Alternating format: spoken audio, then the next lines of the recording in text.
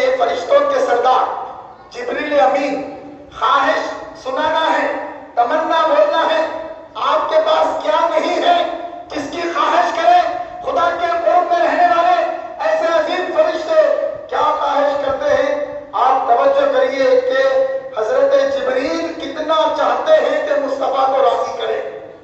کیا فرمایا حضرت جبریل نے؟ یا رسول اللہ، ایک تمنا ہے کہ آپ کی امت جب پل صراط پر سے گزرے گی تو میں اپنے پر بچھانے کی اجازت چاہتا ہوں۔ کیوں یہ معروضہ، یہ تمنا کیوں؟ تاکہ حبیب راضی ہو جائے، کیونکہ وہ جبریل نے